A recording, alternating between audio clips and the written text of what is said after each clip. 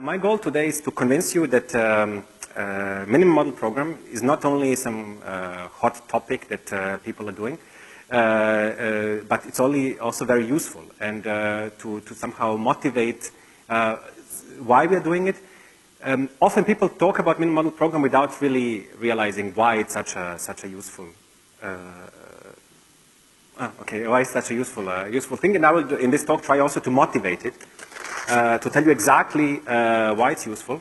I'll tell you what's proved, what remains, and I'll try to convince you if the thing which remains is false, then we are in big trouble. So, you know, there are conjectures in geometry or in any area of maths which are very useful, but you know, people would not be very sad if they are wrong, but there is one particular conjecture which remains open in the minimum model program.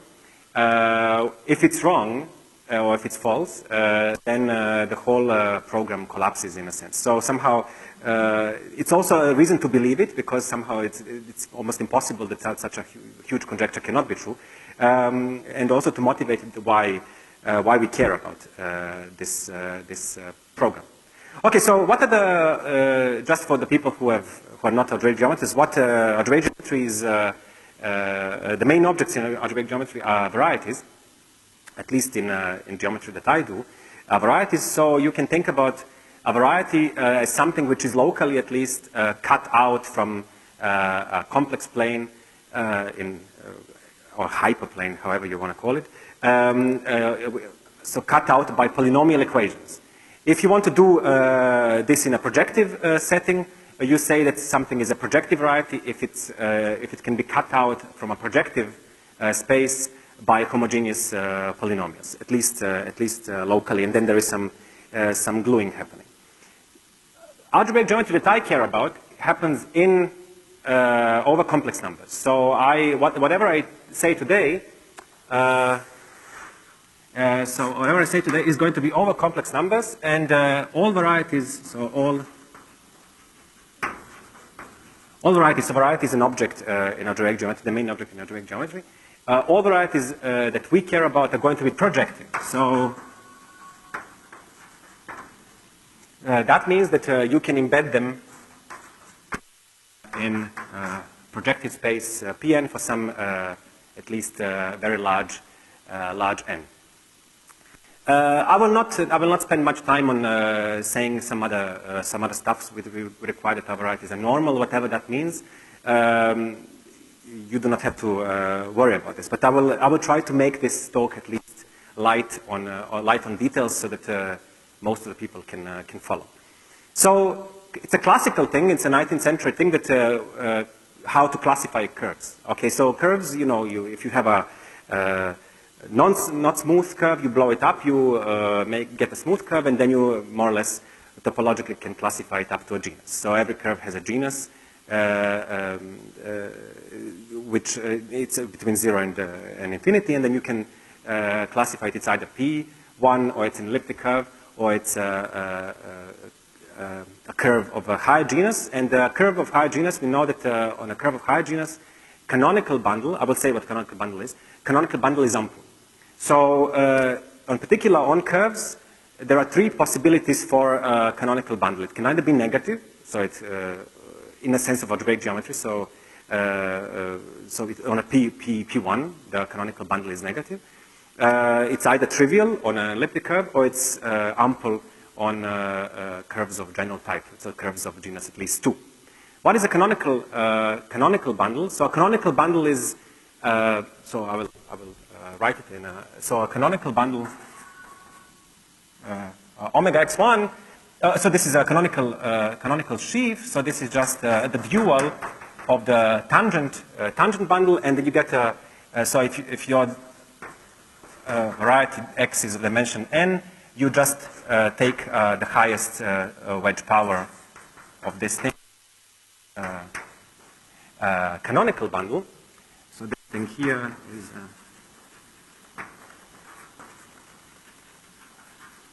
in general, this is a sheaf. So if your variety X is not smooth, this is not going to be a vector bundle. It's not going to be a line bundle, but it's going to be a sheaf, generically of rank 1. But in most situations where we are interested in, this is going to be really a line bundle. So this is a line bundle.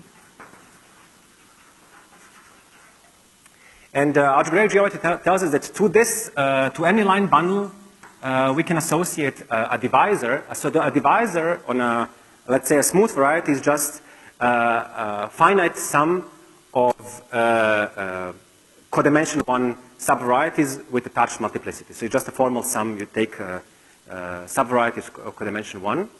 For example, on a curve, you take points, and you take a formal sum of these points. That's a divisor. And then to this line bundle, like to any other line bundle, we can associate a divisor. And this is called canonical class.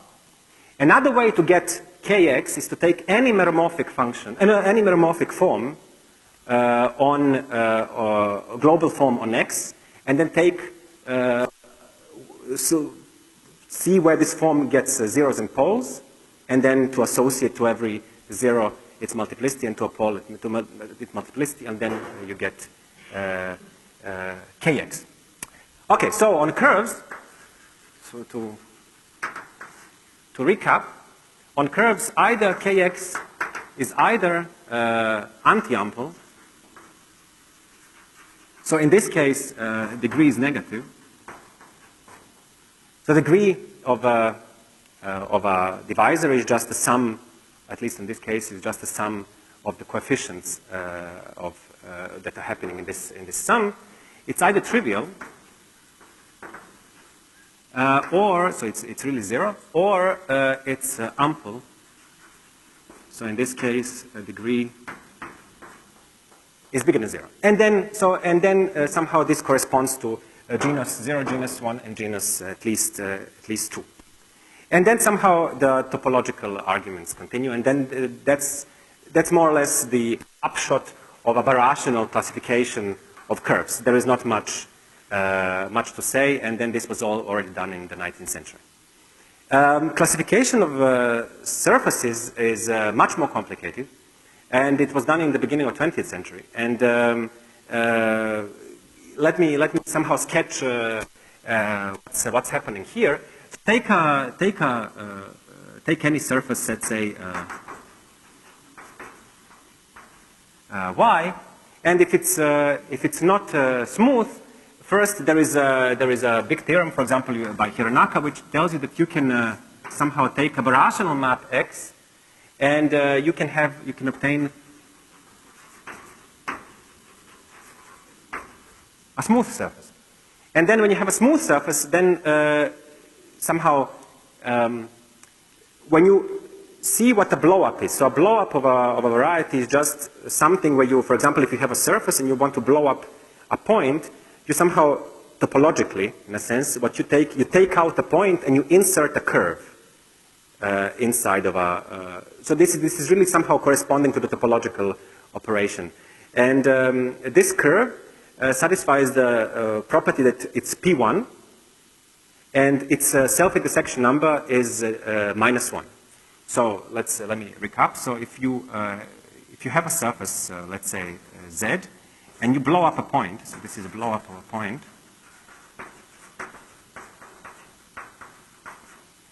you get another surface Y, and then you blow up a point, let's say P, and this point P gets replaced by a curve C sitting on this surface here, and then this is a curve satisfying that C is just a projective line, and its self-intersection number is -1. Somehow, if you've never seen self-intersection number, at least morally, how you should think about self-intersection number is that, in some sense, you take a curve, you take 2 copies of your curve, you fix 1 copy, and you move a little bit another copy, whatever that means. Okay, this is just to tell you what somehow, and then you somehow count with some certain multiplicities in how many ways these two curves, the old curve, the original curve, and the new curve intersect. And somehow, in some sense, if you count these multiplicities, you get the number -1. Okay, so these are properties of a blow-up. And then the insight of Italian geometers of the beginning of the 20th century was, okay, clearly these curves, which are P1 and the self-intersection is -1, they're special. So if you see this picture, they come from a point on the surface which is blown up. And Castelnuovo asked, okay, if I start with a surface which has a so this is called a -1 curve. Okay? So if I start with a surface which has a -1 curve already, can I blow it down? So can I construct an inverse map? So can I construct a map to another surface where this curve gets contracted to a point? And this is exactly Castelnuovo's contraction theorem.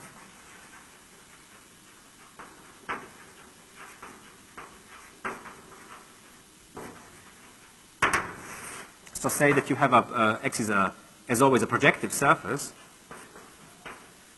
and C in X is a -1 curve. Then there exists a birational morphism from X to another curve, to another surface Y, and this Y is going to be smooth. Sorry, I started already with a smooth surface. This is again going to be a smooth surface, and my C gets contracted to a point. Also, somehow this is an inverse of a blow-up. And then, why do we care about? So somehow we need to take these two sides of the coin together. Why do we care about -1 curves? -1 curves tell us that there is something complicated about our variety. And the lack of -1 curves tells us that there is something easier about our variety. And then the classification of the classification criterion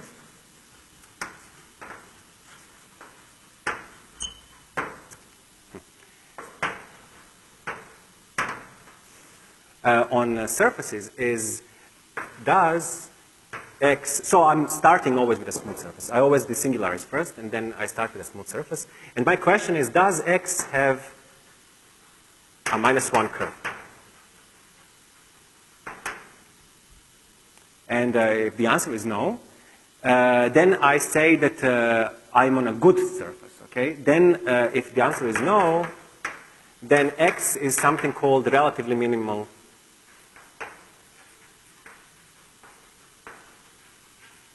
surface. And if the answer is yes, then by Castelnuovo's contraction theorem, I can construct a map, a birational map to another surface, where I contract this, I pick this -1 curve, I pick any of these -1 curves, and I can contract it, okay? And every time that I do this, the second Betti number, or if you will, in birational geometry, in algebraic geometry, the rank of the Néron-Severi group, or the rank of H2, anything, drops by 1. So B2 of Y is B2 of X -1, or if you will, more or less the same thing, is that the Picard number of Y is Picard number of X -1. And then I do the same thing with my new surface Y. I test whether it has -1 curve or not. And if it has a -1 curve, I continue and so on. And of course, this thing has to stop, because the second Betti number or the Picard number, it's a positive number, right? So this stops in infinitely many steps. And then I have two cases, okay? Either my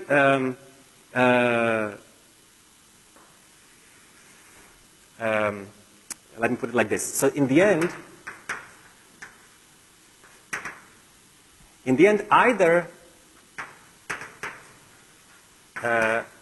my kx satisfies the following thing, that when I intersect it with any curve, it's not negative. Okay, so kx dot c is non-negative for every curve on x. So now x is the end product of this process. Or there is a morphism from x to a curve, which is a P1 vibration.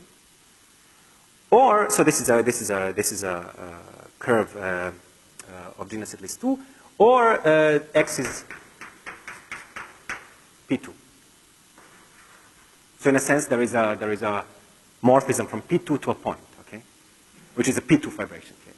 So somehow you have a clear picture. Either my kx satisfies this strange condition that intersects every curve non-negatively, or I have a vibration to a smaller dimensional variety. Here either to a point, and then I'm done because P2 is very easy in a sense, or I have a P1 vibration to another curve. And then somehow I want to study my x via this vibration. I want to study it via c, via the ground, because the ground now is a curve and it's a small dimension, so I can use somehow induction, and via the fiber, general fiber, which is P1. Okay. Here, I will say that then, in this case, a further explicit classification of surfaces yield the following, that kx is additionally, some multiple of kx is a base point free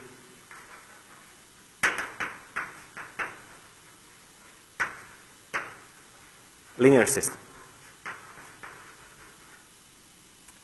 So base point free linear system, or if you will, if you pass to the canonical bundle, the canonical, some tensor power, the canonical bundle is a globally generated line bundle, okay? And when it's a globally generated line bundle, then I know that it defines a morphism to something else. And then I want to study my original x via this morphism. It'll become clear, okay, so this is somehow to motivate, this is all happening in 1920s, okay, this is 100 years old. And I'm not spending much details because this is anywhere, this is in Hartshorn. But I'm just trying to motivate, at least in theory, what's somehow happening on surfaces. And then there is a big gap, okay, for 60 years, more or less, people did not know what to do, okay, so of course you want to, at some point you're not happy with surfaces. Of course, you start with low dimension, but at some point you're no longer happy with surfaces. You want to classify high dimensional varieties. And it's very difficult to, so somehow here this was a clear classification statement. Does my x have a -1 curve or not? And this condition is not clear, it's not clear what the generalization of this condition is in high dimensions. And for 60 years, it was not clear. So somehow people had different projects, different classification strategies. Itaka wanted to classify things according to Kodaira dimension, but somehow it's a too crude classification, as we will see. And then I think in 1979, Mori, Shigefumi Mori, he wanted to somehow solve a completely different problem. So there was a famous conjecture by Hartshorn. The conjecture was that out of all smooth varieties, Pn is the only variety with, so correct me if I'm saying something stupid. Pn is the only variety with ample tangent bundle, okay? So ample tangent bundle means that if you take so Hartshorn conjecture,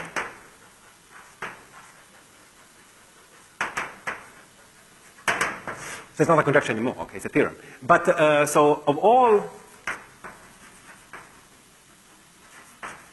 smooth x, Pn is characterized by the tangent bundle being ample.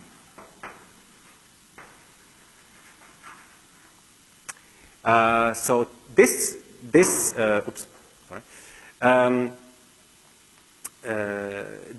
somehow what this means that the tangent bundle is ample. Somehow you know what a line bundle is, but when you have a vector bundle, what does it mean that the vector bundle is ample? So to this vector bundle, you can associate its projectivization. So the projectivization of a vector bundle is just you take somehow in a sense, moduli space of one-dimensional quotients. And this has a property to X, and this here is equipped with the Serre bundle of 1. And then Tx being ample is by definition saying that O of 1 is ample as a line bundle. Okay, so this is the definition of Tx being ample. Okay, and you say, okay, what does this have to do with classification? Okay, it's not clear also to me. However, he was somehow, I do not know this, I didn't make up this story, I heard it from him. So he thought he could disprove this conjecture.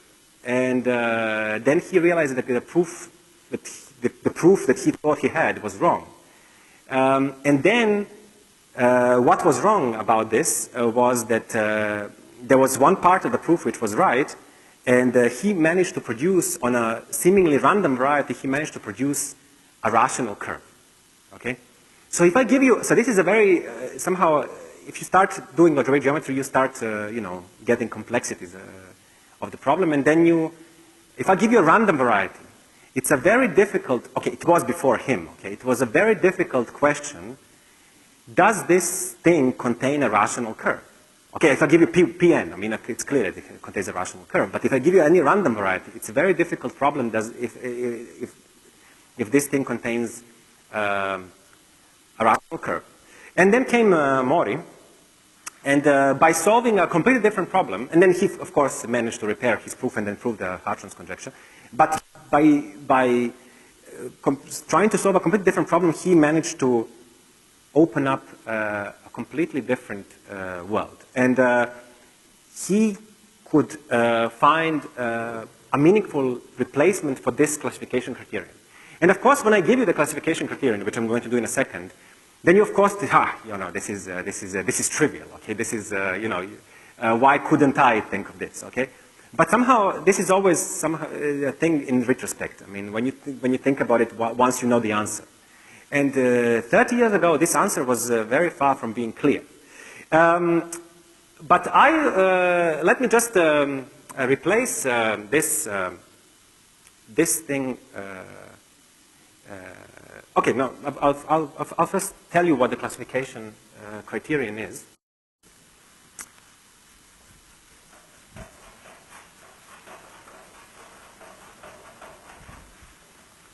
No, actually, what I'll do first, and then it'll become clear.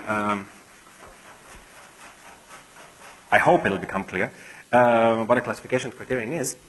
I will tell you what his theorem was. Okay, so this theorem is not from 79. This is from 82, and this is Mori's cone theorem.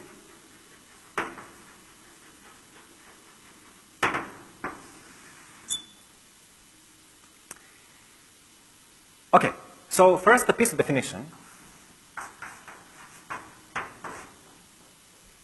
A line bundle L on X, let's say this is now smooth,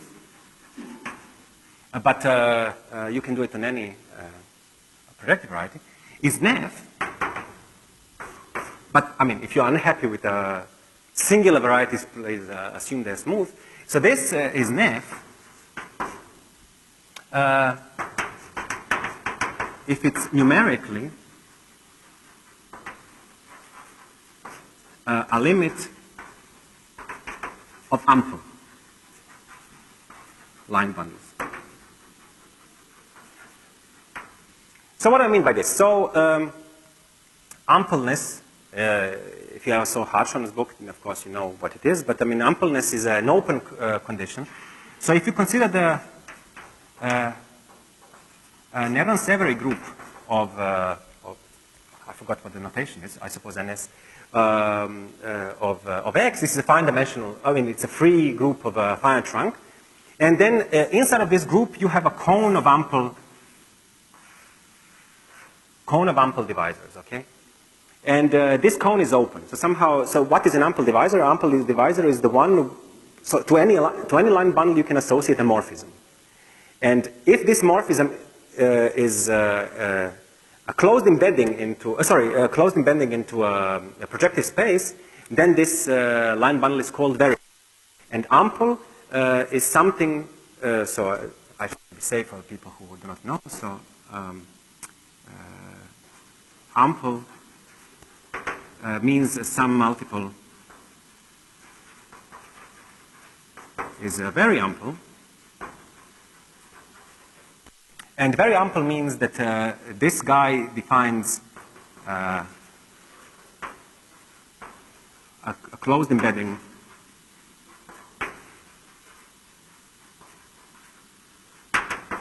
into some high-dimensional projective space.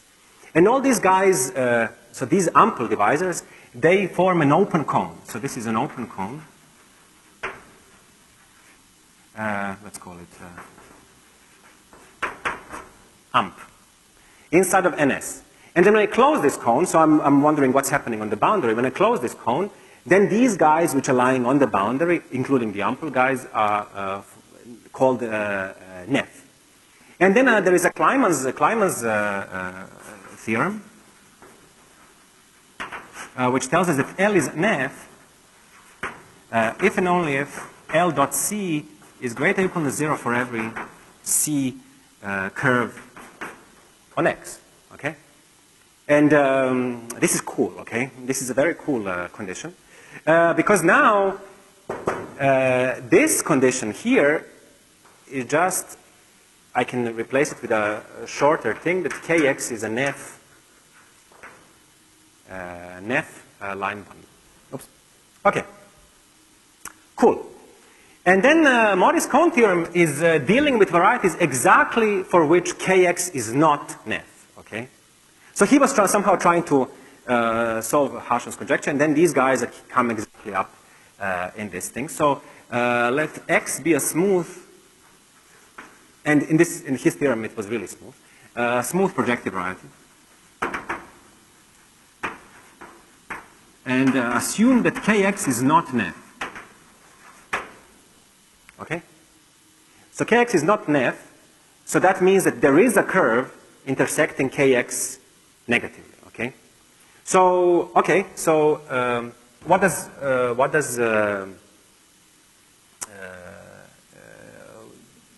this statement is a statement about curves, okay?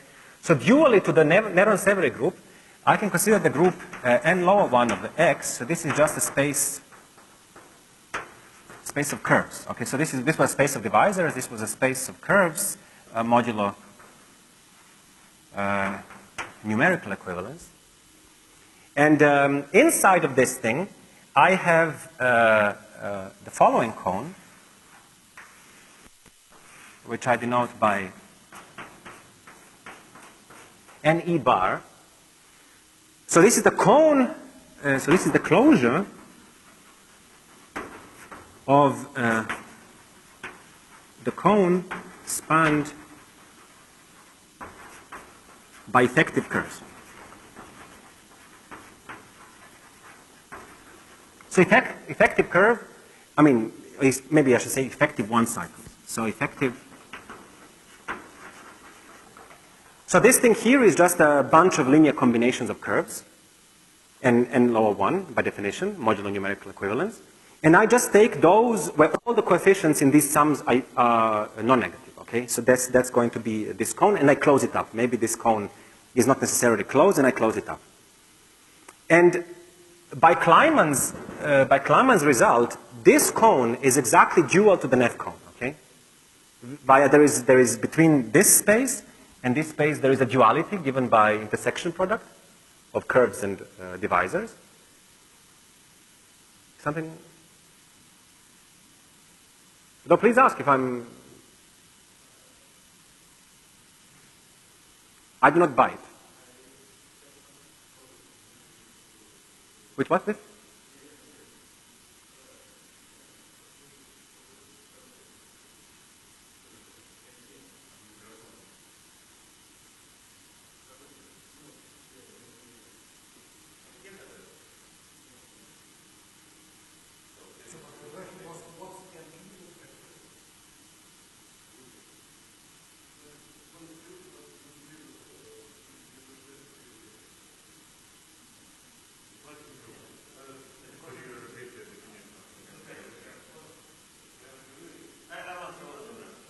Please go ahead. Larger, okay. That's a good thing, okay.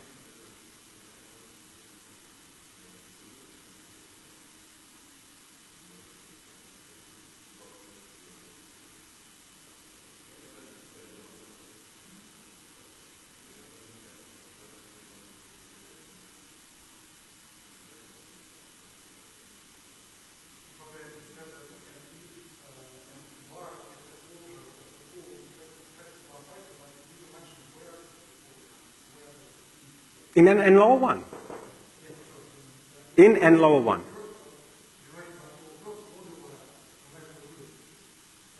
So n lower 1 is just, I mean, it's just a vector space. It's a real vector space. It's a real fine-dimensional vector space. And you just take a closure in the standard topology. No?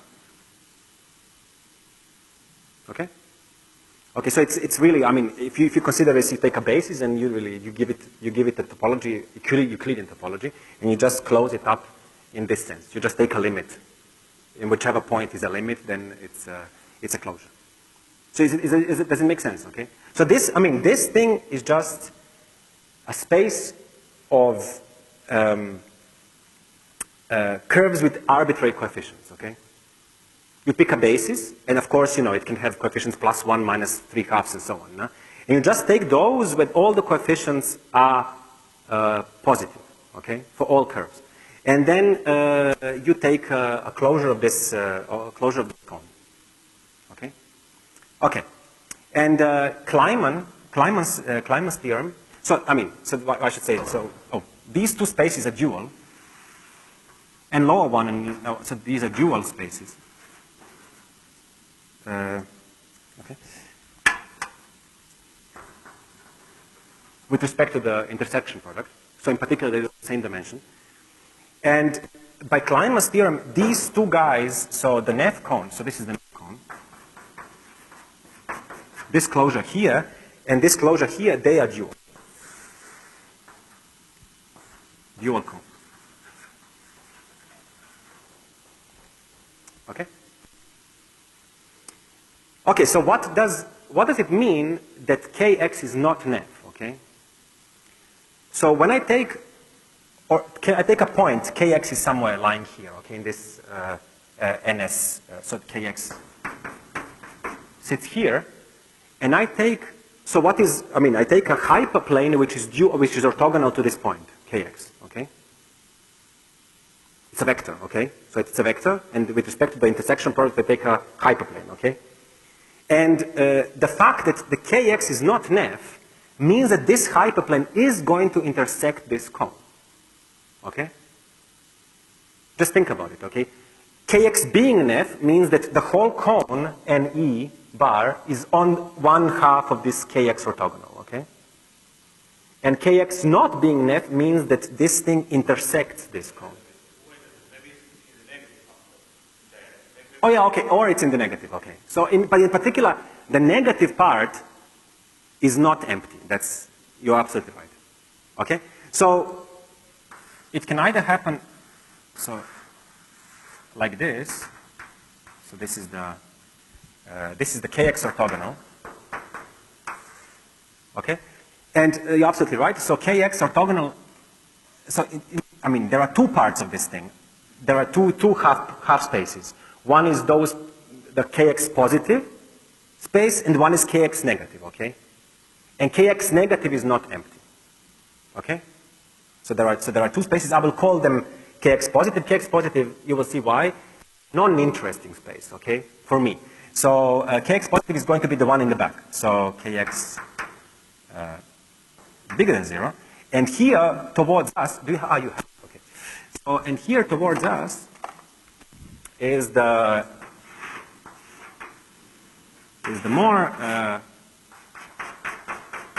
more interesting part, which is Kx negative, okay? So this thing, Kx not Neff, means that Kx bigger than 0, smaller than 0 part of this cone, Ne bar, is not empty, okay? Good. Good. And And then Morris said, okay, I cannot say anything about the positive part. And indeed, it can be very wild. I mean, just to give you an example, take an Calabi-Yau variety, and you know, this thing can be a round cone, can be whatever you want. But he can tell us something. That's right. That's right. I have no hyperplane Kx. So, but I can pretend that the hyperplane is the whole space, right? Okay. And then he said, okay, I cannot say anything about the positive part, but I can say something about the negative part, okay? And then he said, this part is not so wild, okay? There is some structure in it. And then he said, there are countably many extremal rays. So the extremal ray, the concept of extremal ray is a convex geometry thing. It's nothing about geometry. No? So extremal ray is what you would expect. For example, if you have a rational polyhedral cone, an extremal ray is one of the finitely many rays which support this cone. So maybe I should say the definition of an extremal ray.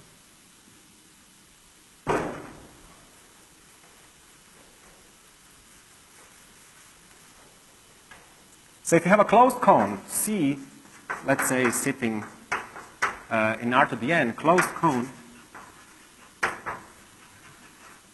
then, how to say, R, let's say, so this is one-dimensional, okay. So if I have a point U sitting here, and I say that RU, R plus U, is an extremal ray of C if I have two vectors, W and V, and their sum belongs to this thing, then they both belong to it. Okay? So this is the formal definition of an extremal ray. Somehow I cannot, I mean, if you have a face like this and you have a vector inside, this is not an extremal ray. Okay? So this, if I have a cone like this, and I take this inside of a face, this is not an extremal ray, clearly, because I have two vectors which sum up to it. Okay? Of course, both of these are in C. Okay, this is a formal definition of an extremal ray. And then there are countably many extremal rays of this thing, which lie in this part. So let's call them Ri, for I is an infinite index, possibly, such that the following is true. Any x bar is a sum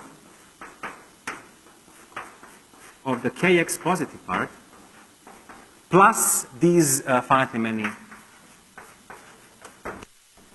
extremal rays. Okay? So in other words, there are finitely many, so there are countably many extremal rays, and this looks like a rational polyhedral cone, something similar to a rational polyhedral cone here. Okay? I will give a precise definition. Huh? Okay? So this guy is a sum, so I do not know anything about the positive part, but here I have countably many extremal rays like this. Additionally,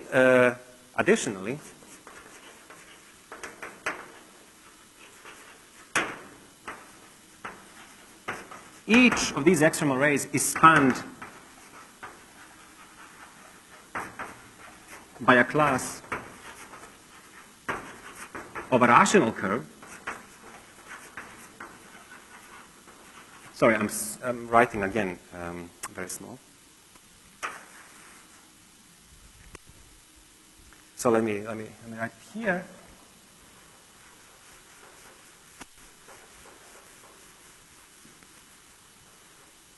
So each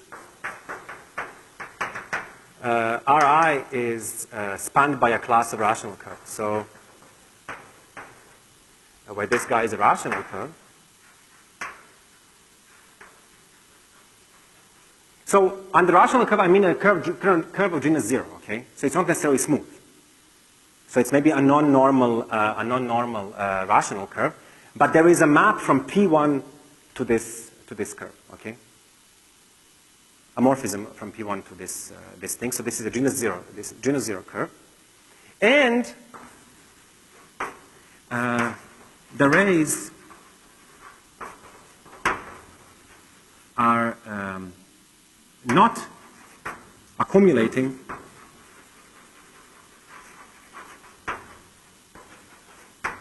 in this half space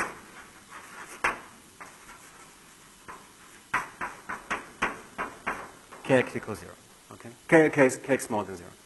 What this means is that really, if you move away from this plane kx orthogonal, you really have finitely many of these rays, and they can only accumulate on this plane. If I take a cross section, let me draw a cross section like this. So this is a kx positive part, which I do not know anything about. This is kx orthogonal, and then here I have possibly countably many extremal rays, and they are here not accumulating, so that here it's really a proper rational polyhedral cone, and then there can be only accumulation points here on the plane kx orthogonal, okay? If I step a little bit here, so if I move it like this, then I have finitely many of them. Okay, that's another way to phrase it. Okay, so why is this remarkable? Okay, so this is remarkable because this is for the first time show that you can, I mean, at least on a large class of varieties, you can find a rational curve. Okay, this is absolutely remarkable. There is only one proof of this so far known, which goes through characteristic P, and we do not know any other proof. And the proof is really, I mean, the proof is not so long, but it's absolutely brilliant. I mean, so I can only urge you to study it if you have not. I mean, it's very rewarding proof. Okay. Yes.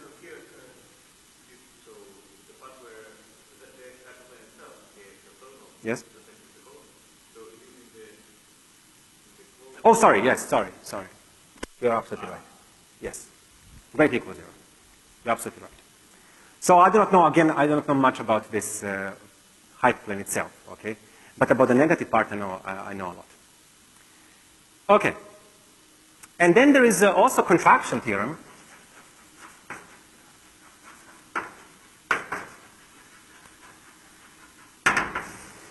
Also due to him, that for every extremal ray,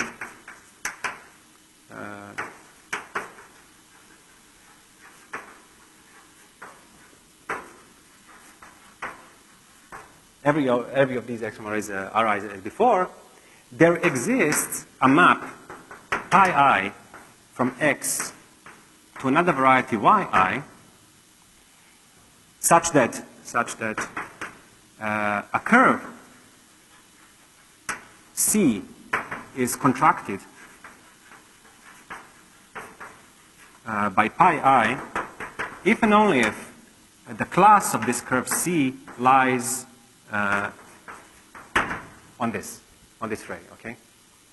So this is telling you that I'm taking any ray like this, and I can contract all the curves with classes inside of this ray, and I do not contract anything else. To put this into perspective, let's go back to the thing that I deleted. On surfaces, Castelnuovo contraction criterion was telling you if I have a -1 curve, I can contract it, okay? Which is exactly this. This is exactly the analog of the Castelnuovo criterion, that I can contract a -1 curve. In this case, I contract more. I do not contract only one curve. But this is exactly the high-dimensional analog of the Castelnuovo contraction. So in particular,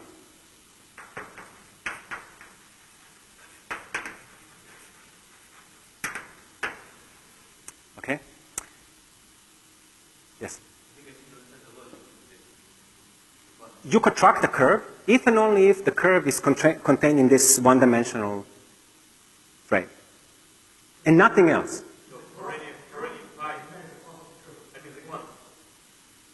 For any pi, there is our pi. For any external array, there exists a morphism which contracts, a unique morphism, if you will, which contracts only the curves which are inside of this ray.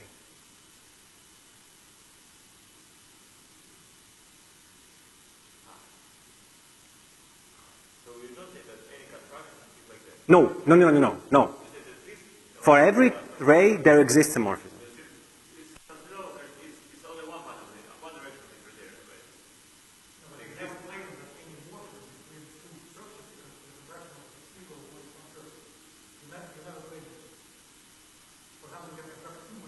Yes.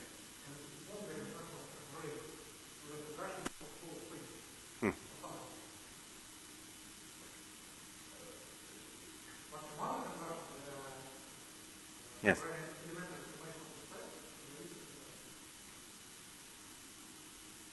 Okay.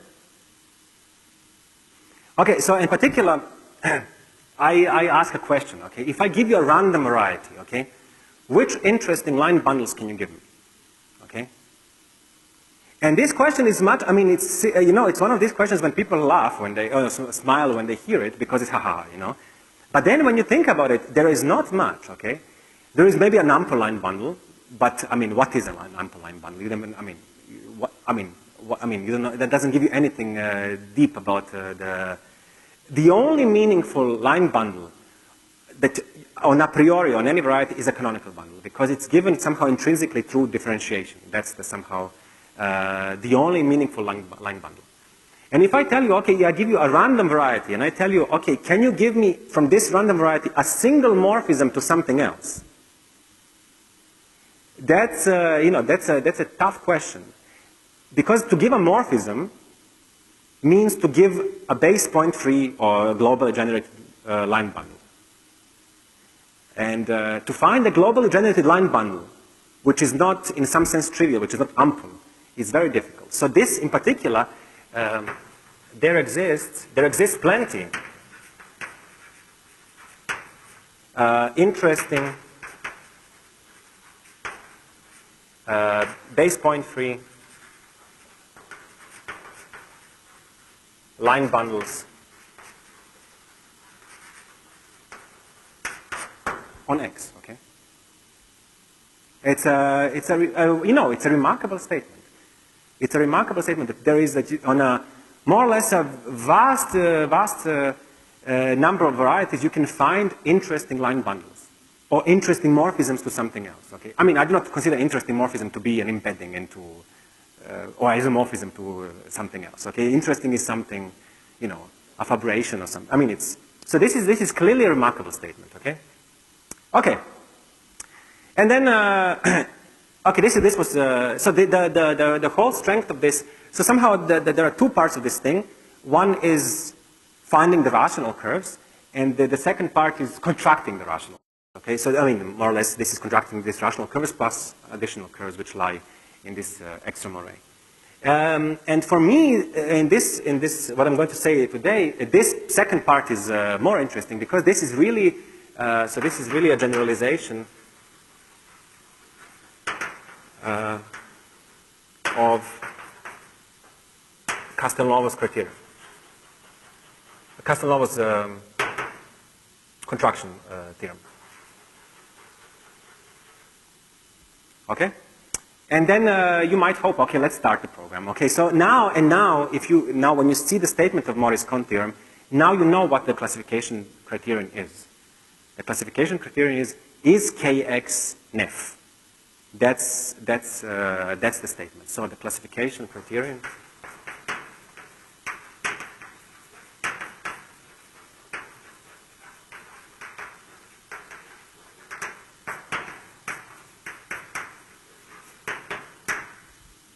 of course, there is something else to prove that, for example, if Kx is nef, that's an interesting variety. Okay, that it's not some kind of that you're not making your problem more difficult or something. That you're really, and this is the part of the thing that I'm going to say a little bit later. Okay, so this is a classification criterion, and then you start. Like on surfaces, you start. You ask. I'm giving you a random, let's say, smooth variety, and you ask yourself, okay, is Kx Neff? It's Neff. Okay, super. I continue. I stop my program, and the interesting, and I will come back to this thing if it is Neff later. But the interesting part in this part of the talk is if Kx is not Neff, what happens then? And then you have Morris-Kohn theorem and the Morris contraction theorem. Of course, because it's not Neff, there is an extramal ray in the negative part. You pick an extramal ray. By the contraction theorem, you can contract this ray, okay? And then you obtain a new variety Y. And the question is, what is this Y, okay? Is, for example, the first question, so Kx, not Neff, so pick extramal ray R and contract it.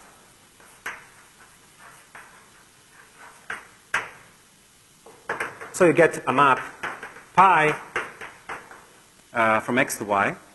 And the first question is, if you would like to somehow stay in the same category, the first question is this Y smooth?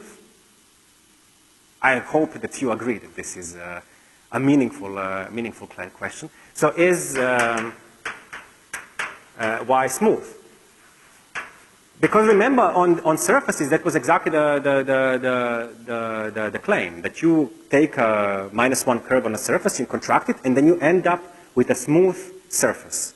And actually, finding this, if you have a -1 curve and finding this morphism to a surface is not, I mean, if you go to see the proof, it's in Harshon, it's not that difficult to find the morphism. But to prove that the surface is smooth, that's a difficult part of the statement. And you know, here in the high dimensions, both parts are difficult. And the answer is unfortunately no.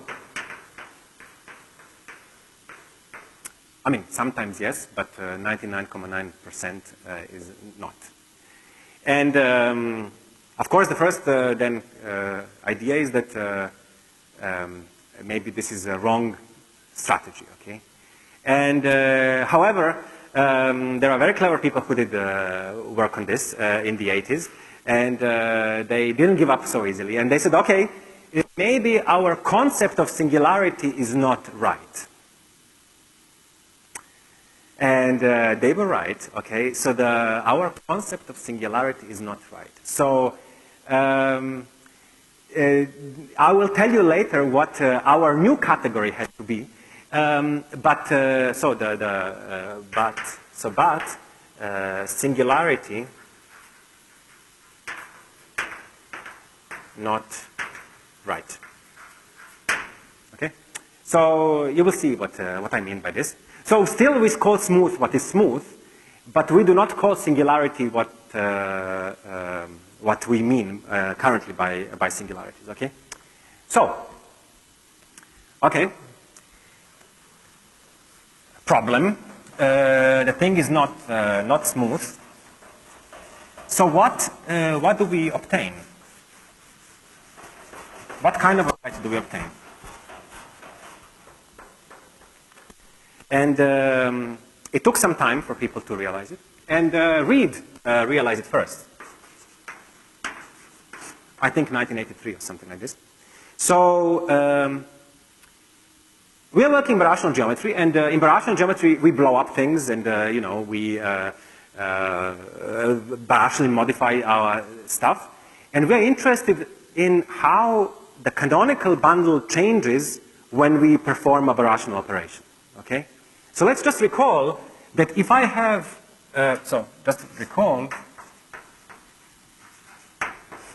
if I have a smooth variety and I take a birational map.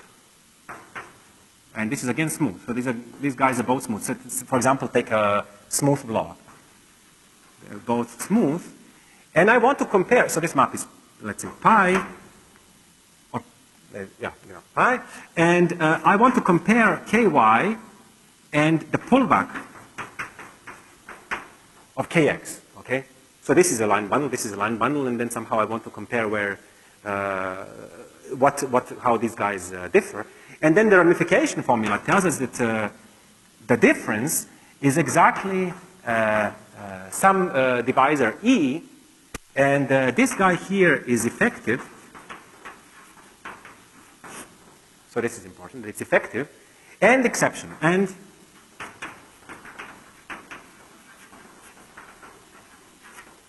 so the part that is exceptional so that you construct this divisor is not difficult. I mean, you just take a look where the Jacobian vanishes, and the Jacobian vanishes exactly. So the difference is exactly where the Jacobian vanishes, and the Jacobian vanishes exactly on the exceptional locus. So that somehow it's not, that's not the difficult part. The effectivity of this thing is somehow more substantial, okay? So this is the ramification formula. So ramification.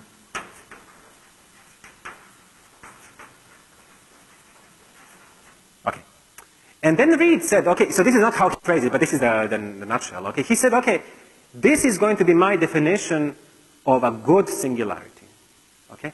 So I'm going to take this as a definition of a good singularity. I'm going to say a good singularity on X is happening exactly when every ramification formula satisfies this, okay? Okay? So this is, terminal singularities. So X has terminal singularities if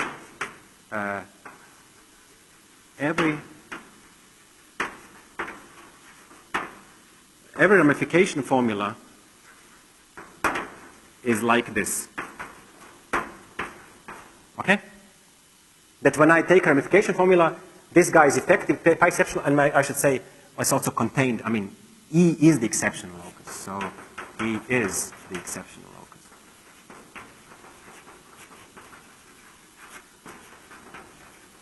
So you don't have any components where this where the coefficient is 0. So all the components which are contracted are actually contained here with the positive coefficient. Okay. So this is terminal. These are terminal singularities, and note that smooth varieties have terminal singularities in this new definition. So I know it's somehow very counterintuitive, but somehow even that smooth varieties, all varieties have singularities in this context. But why is it good? This is good because almost always. Okay. So almost always, I would say when exactly this is. So almost always, Y has terminal singularities. So okay, so I started with something smooth. I contracted. I took this Mori contraction, and what I ended up with has terminal singularities. Okay. So maybe my category of smooth varieties was not right. Maybe my category should be extended to include all terminal singularities. And that's exactly the point. So the new category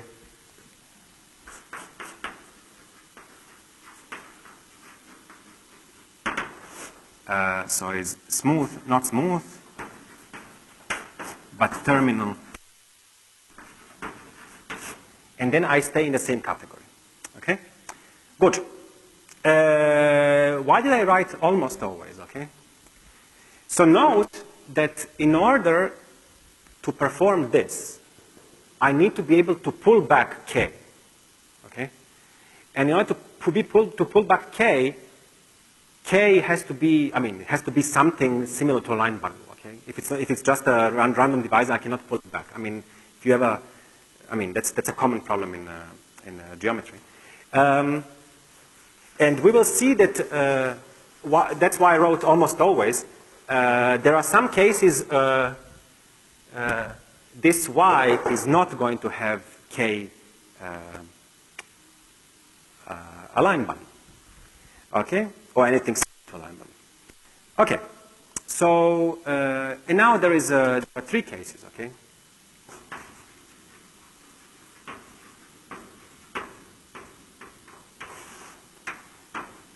Case 1, dimension of Y is smaller than the dimension of X. Okay? So I took this axiom array, I contracted, and then what I got is something of lower dimension. And then I stop. Then my program stops. Okay? So stop. So I get a map x to y. This guy has lower dimension of this, and this map is called the modifiable space.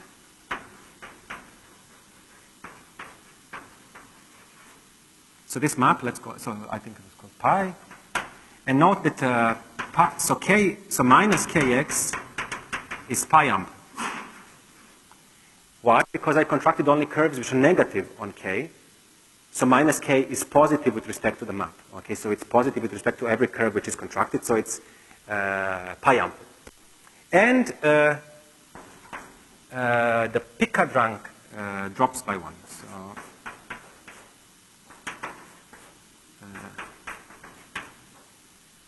So modifiable spaces are characterized by this thing. Okay. Pi ample means that. Do you know what Nakai criterion is, or Kleiman criterion? Doesn't matter. That doesn't matter. Okay, I will tell you.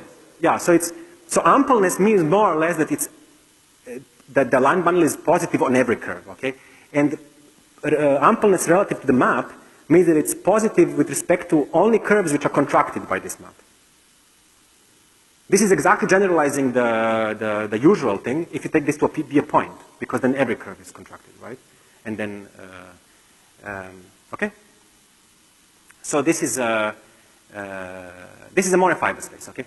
And then if you see that somehow, so what is a general fiber? General fiber is a Fano. So Fano variety, so it's the canonical divisor on a fiber is negative, so it's anti-ample. So somehow now what you're doing, why does it stop? Why you are trying to analyze X with respect to the base, which is lower dimensional, somehow you can use induction, and the fiber, which is a Fano variety. And for Fano varieties, we know a lot. There have been, in the last 20 years, many theorems. Fano varieties are, at least if they have certain singularities, Fano varieties are rationally connected. So basically, if you have any 2 points, you can connect them with a rational curve. I mean, it's a cool thing, no? And something like this. So somehow there is a big industry happening trying to analyze modifiable spaces. And I'm not going to talk about this at all, okay? Because this is where the thing stops, and then people try to analyze this by induction.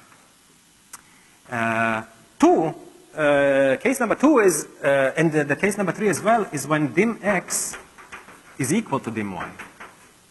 So in other words, the map pi is birational. And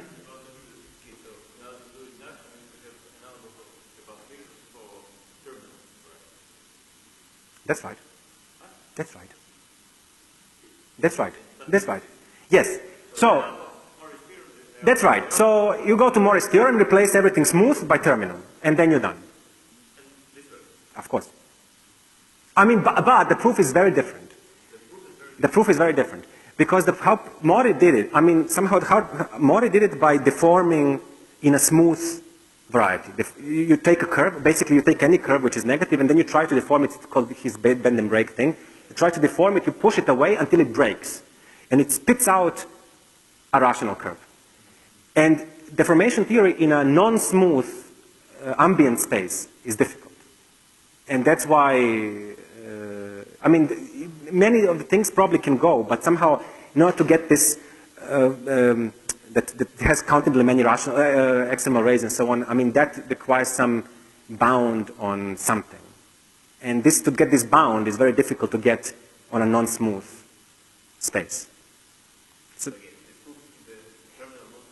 and the proof goes different. The proof goes somehow the other way around. You first prove the contraction theorem, in a sense. You first prove the contraction theorem, which is a homological statement. That's Kalamata proved in mid-80s. And then you go back and then you use some rationality statement and stuff. So it's,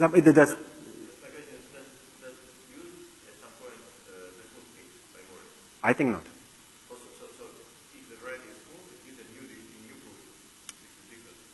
Maybe, sorry, maybe it's using the Mori's result to get that, I cannot go into that, but to get some bounds.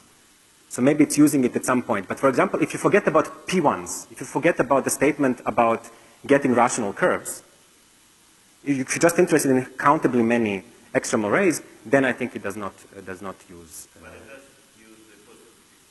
Morris proof uses positive prefix. Yes. But this approach by No. No. No. It does not replace the state. I mean, this. Then the break is unavoidable. Yes. But if you forget about the statement about rational curves, then you can get away with a statement. If you're just interested in countably many extreme arrays. If you do not care what these curves are, that they're rational, then you're fine. But to get that they're rational, then you are. Does it make sense? Okay, so you replace in the Morris theorem, you just replace smooth by terminal, and then you are cool. And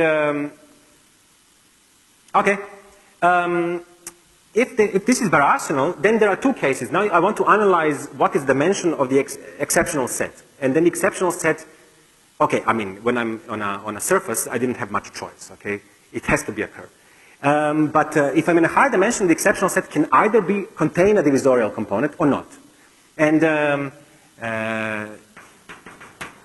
exceptional, so the first case is if the exceptional set contains a divisor.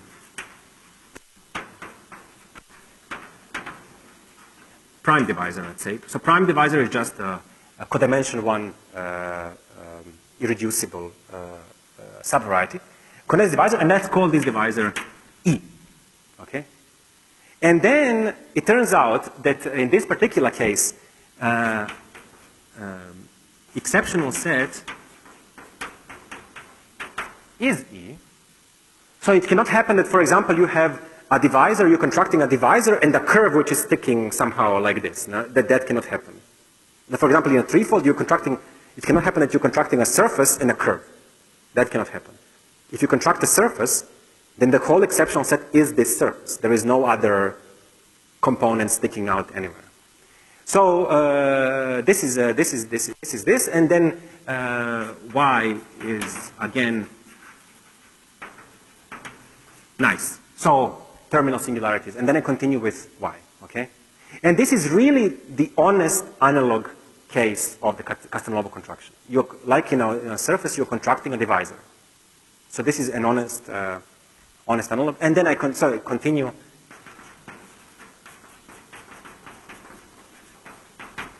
With the thing. And the whole problem, as I will try to convince you now, happens in the third case. And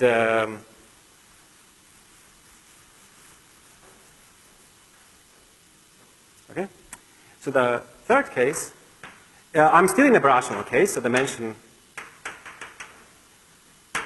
of X is equal to the dimension of Y, but so the codimension of the exceptional set of pi in X is at least 2. So I do not have a divisor sitting in this exceptional set. So I'm constructing, for example, I have a threefold and I'm constructing a bunch of curves, okay? And this is a problem, okay? So this is a problem.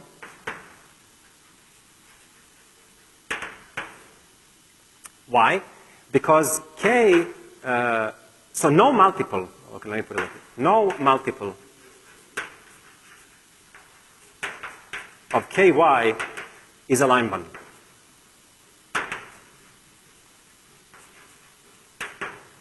Okay? So if you want, it's an exercise, okay?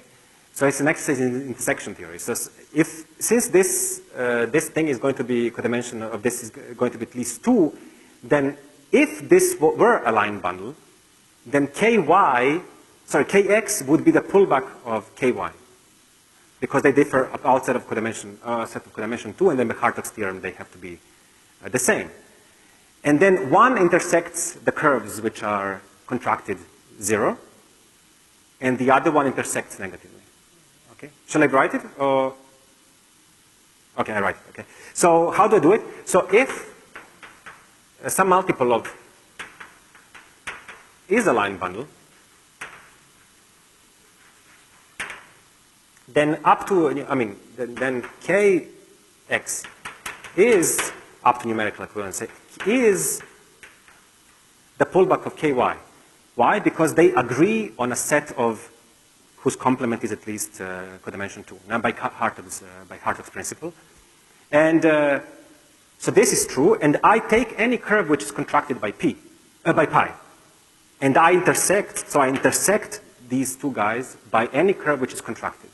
And then this side is 0 by projection formula, and this side is negative because that's exactly the construction of the Mori contraction. Because the Mori contraction exactly contracts those which are negative on kx. And this is a contradiction. So this is a contradiction. So no multiple of this is a line bundle. But it doesn't make any sense, right, to define what terminal is. I was cheating here a little bit. So this guy is not quite terminal, okay, in the first case. But I will come to this. Okay. So, but in this case, in the second case, it's definitely an honest terminal, so you're continuing. It's a rational map, you're staying in the same category and so on. So I'm not cheating on this. Okay, cool. So this is a problem, okay? I do not know what to do. But then, really, these guys who were working in the 80s were genius. So they said, okay, I mean, this was a pure strike of luck, okay? So they said, okay, I'm contracting all the guys which are negative on my kx. What is my goal? My goal is to, if I'm happy with this program, to end up with curves, with a case where there are no curves which are negative on kx. So I want to end up with something where k is nef, so it's intersecting all guys non-negative, okay? So is it maybe true that I can replace, so I have this thing.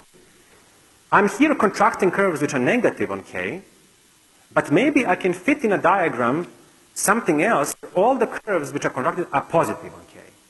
Okay? So here k is the ample, and maybe I can fit in a diagram something where k is going to be ample. So the question is, so this is a question, does this diagram exist? Okay, exist. So let's x plus, pi plus, and then this is going to be a rational map, such that k x plus is pi plus amp. Okay? And also some additional stuff. I'm not going to bother with this because, I mean, let's ignore this. Okay? So something about the Picard number here and stuff, something like this. In any case, these two should have the same Picard number, x plus. Okay? Does this diagram exist? Okay? And this diagram, if it exists, is called a flip. So this is a flip.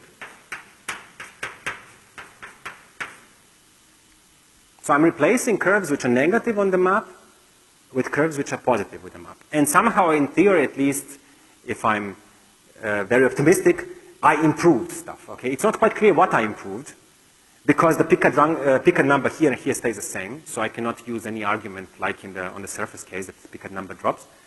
But at least I can hope that, that things improved. And okay, and then let's see what this is equivalent to. So existence of a flip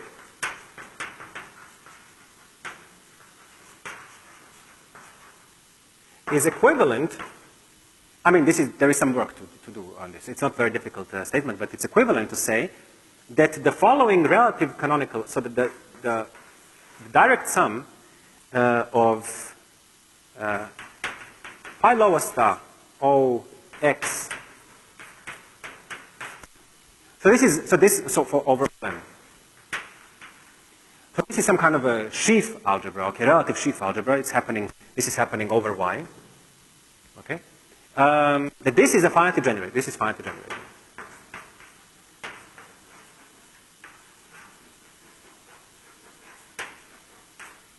As a OY algebra. So you have some sheaf algebra, and then you are asking yourself, is this guy finitely generated as an OY algebra? Okay? So what this thing is equivalent. So this is local statement, okay? This is a statement about a sheaf of algebras. And then what I do, I can cover these guys by open affines. And then the statement of this guy being a finitely generated OY algebra is the same as all of these guys on the opens being finitely generated. And when I'm happy, when this guy is affine, so let's now shrink to one of these opens, okay? When this guy is affine, then this thing, this pi, what is pi lower star OX MKX? It's, if you remember this from this guy is just H naught of X MKX, and then this twiddle operation, if you remember from Harshon, right? So in other words, this guy is uniquely determined by H naught, okay? So in other words, this is equivalent to say that this ring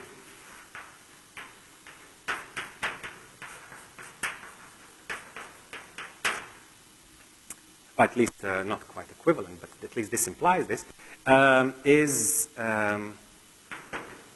finitely generated.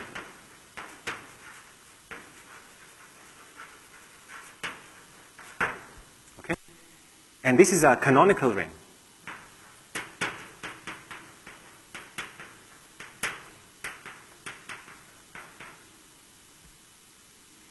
Okay? So if this thing is generated for every guy, then I can just localize to the situation where this is affine, and then I glue in a sense, and then I have these guys, and then the flip exists. Okay, and then so now comes this is a question which came up somehow unexpectedly from the classification, but then if you go back 50 years ago, 50 years ago, that's right, 52 years ago, so Zariski. In 62, in one of his most influential papers, a paper where he proved base point free theorem, somehow, whatever it was called on surfaces, where he proved Zariski decomposition on surfaces and stuff. And then the main topic of this paper was studying the rings of this type, maybe not necessarily for Kx, but for any divisor D. And then what's implicit in this paper is the following question. If X is smooth, projective variety, is this ring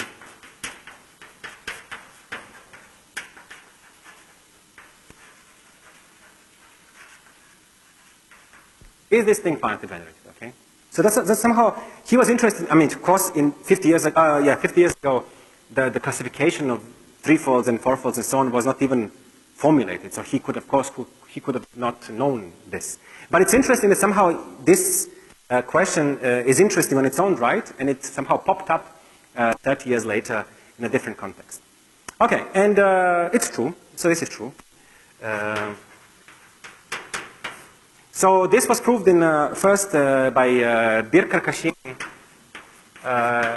Hakon, and McKernan in 2006. And then 2 or 3 years later, first by me and then by Kashini and me. So the proofs are different. The proofs, somehow the logic of the proof is different. So, one way to prove this conjecture is to do some version of the MMP, and you prove that some MMP works, and then deduce final generation from this MMP, or as we do it here, we prove this directly. So it turns out that this statement is only a consequence of Kodara vanishing. So, I mean, I'm simplifying, of course. I mean, it's not like that you do it in a 3-line proof, but you can get it in a somehow in a complicated way, but still you do not need MMP to get it. Okay. So what do I want? Yes, so let me now continue with the thing, and then, okay, and as a corollary, flips exist, okay? So as a corollary, flips exist. Okay, so I'm not now going to avoid this question of flips and stuff, because now I know they exist. And then what do? This exists. This guy here, Kx, so x plus is again going to be terminal. Okay, so that's so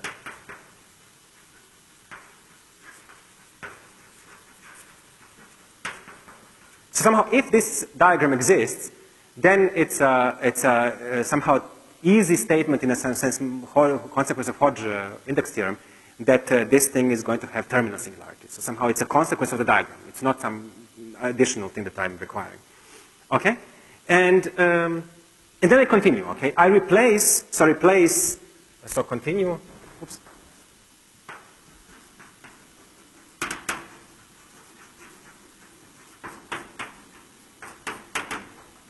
X by x plus, okay?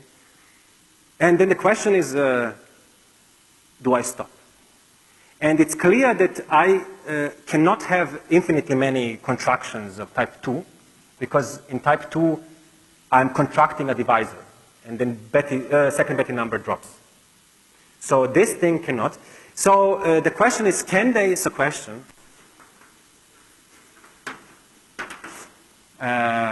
exist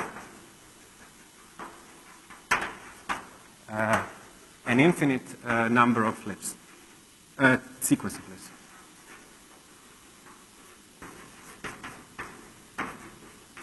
So it's an open question. Thank you. I did not expect this. So this is an open question. Good luck if you want to do it. I mean, it's a tough question. It's not central question for, as I'll try to convince you. It's not a central question in the minimal model program, but in any case, it's important. And what BCHM first did was they proved, so BCHM proved termination of some sequence of flips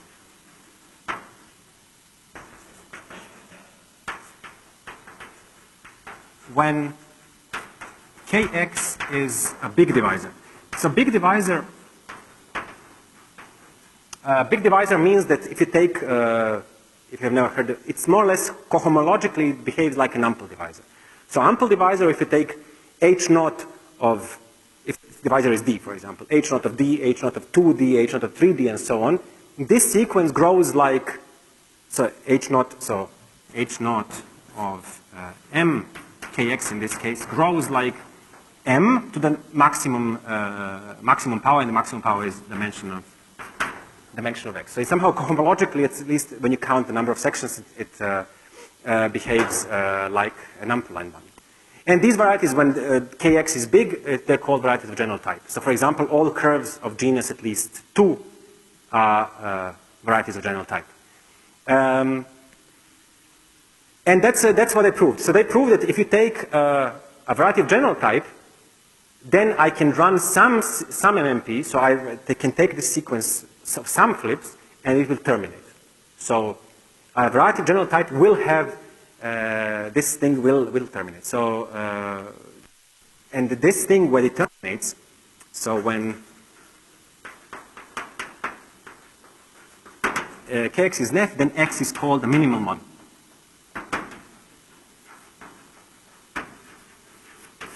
Oops, sorry, I didn't want to cross it, I wanted to underline it. So minimal model. Okay, okay. This is exactly analogous to the surface case. And now the question is, if you remember, I said that on a minimum model, some multiple of this is base point free, okay? And this is a big conjecture, and this is a central statement. And I will, when did I start? 25? Okay.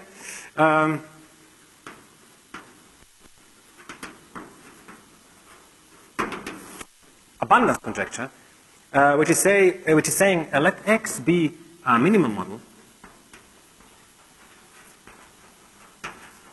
So in other words, X is nth, then some multiple of the canonical divisor is base point free.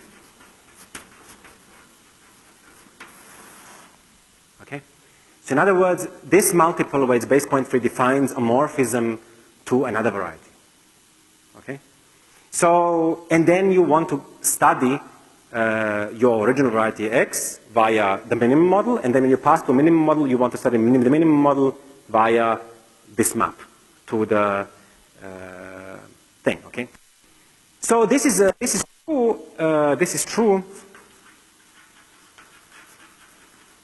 when Kx is so in the general type case, and this is, I mean, this is in some sense it's hidden, but it's the same statement as the contraction theorem. In some sense. I cannot really elaborate on this, but in some sense it's the same statement as the contraction theorem, which we already saw before, and it was proved by Kawamata in the mid-80s. Okay, so, and then it's very open in higher dimensions. And I want to convince you, and I will finish with this. So there are a lot of things which I skipped. For example, there are Brownian geometries, I mean, many model programists do not work with varieties like this. They work with pairs, where the first component of a pair is a variety, and the second component is a divisor on this variety. And there is a reason, which do not, because of the time, I cannot explain why there is a reason why we care about this. Maybe if you ask me a question once again about this thing, then I will tell you in a second. But I want to convince you that this abundance conjecture is absolutely crucial, and that you know, if it's wrong, then lots of people have to find a different job, because including me. I mean, so because it's absolute. I mean, the whole program collapses, and I want to convince you that this theorem is so cool. This conjecture is so cool that it's absolutely impossible. Okay, so, okay, well, yeah, okay, what also is true? So it's true if dimension is at least 3, okay? So it's true. So we have proof beyond surfaces, okay? So we have some confirmation beyond surfaces. So on threefold it's true. And this is proved by Kawamata, by Miyaoka and Kawamata. So end of 80s and beginning of 90s. Okay, so why do we care? Okay, so now I say that I'm happy with existence minimum models. So I start with my X. I perform a bunch of these operations, 1, 2, 3, and I end up with a variety X twiddle. This is a minimum model. Okay, and now. So here Kx is Neff. And it's not clear why this Neffness is anything easier to work with, this condition that Kx intersects any curve on it non-negatively, is anything easier to work with than the original K. And however, if this is also, if abundance conjecture is true, so this is abundance, then I have a map to something else. Okay, so here Kx tilde is Neff, and let me denote this map by theta. And now I want to study, so the original goal is replace X by something simpler, the minimum model, hopefully, and then study X by the minimum model. And how do I study X by the minimum, how do I study in the minimum model? I study in the minimum model via this map. And now there are two cases. The first case is that the map theta is birational. Then it turns out that k theta is ample. Sorry, k z is ample. Okay. So I replaced my minimal model, where the guy was only Neff, by something where the guy has ample canonical bundle. And this is a dream come true. I mean, you know, if I give you a random variety, you only have one meaningful divisor, which is the canonical divisor, And it's not only canonical, it's ample. I mean, what else can a person in this life want? And then these guys, Z, are called canonically polarized varieties, and then there is a huge machinery, huge business led by Collar and Shepard Barron and stuff, who are studying moduli spaces of this, how these guys vary in moduli spaces. And then so the idea is you try to study these guys via moduli spaces, and then you pull whichever information you get, you pull it back to the minimum model, and then you pull it back via this dotted map here, okay? And then the second thing is that theta is not birational.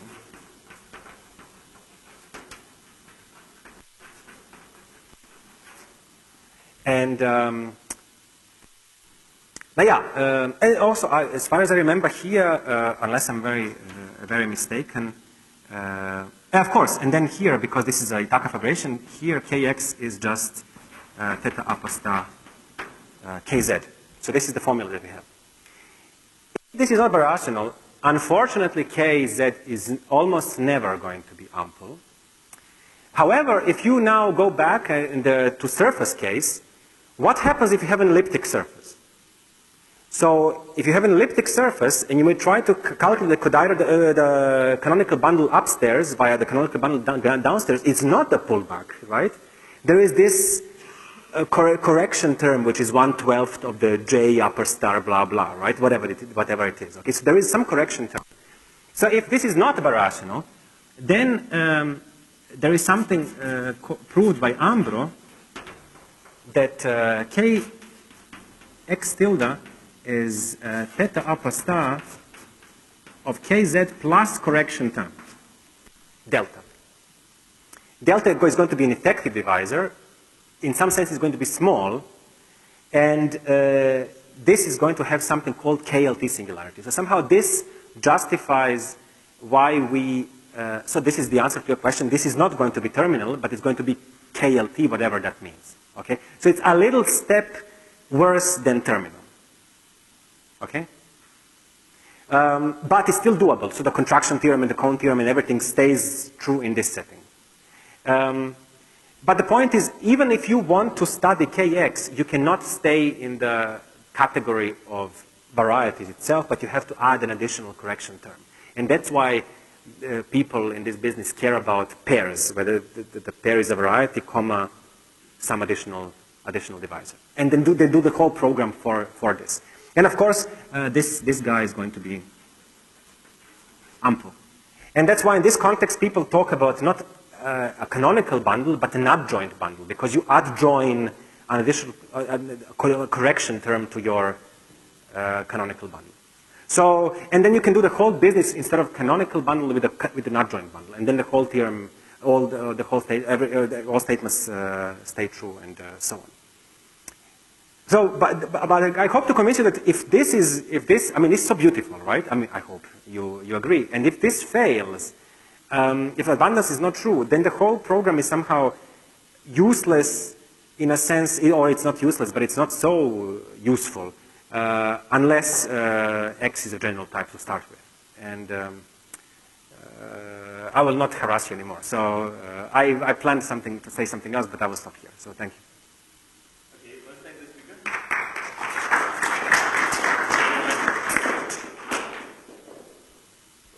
Everybody have an idea what is the minimal modular program? I hope so. Yeah, so some questions, please. I do not buy it. Yeah, some. Maybe in Russian we can translate if you want. No? So am I right that somehow this variety at the end is better because it is, the canonical class is positive, so somehow, yes. Roughly speaking, minimal model program allows you to classify varieties in terms of only varieties with positive canonical class, so to say. Not quite.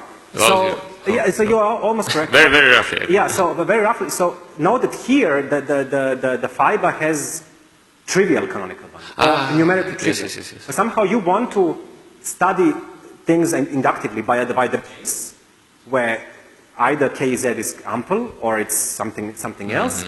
By the fiber, where the fiber is trivial, And the more fiber species, which I skipped, which I didn't want to talk about, has fauna. So somehow we decompose in three cases. That's right. That's the decomposition somehow process. So that's the whole. Think about it in an elaborate version of Bogomolov decomposition theorem. So somehow they do it even further, but at least this is the first step to split every variety into 3 blocks. Nice analogy. So very good. Thank you very much. So some more questions? No? Maybe comments? Okay, so then let's think again. Vladimir, thank you very much.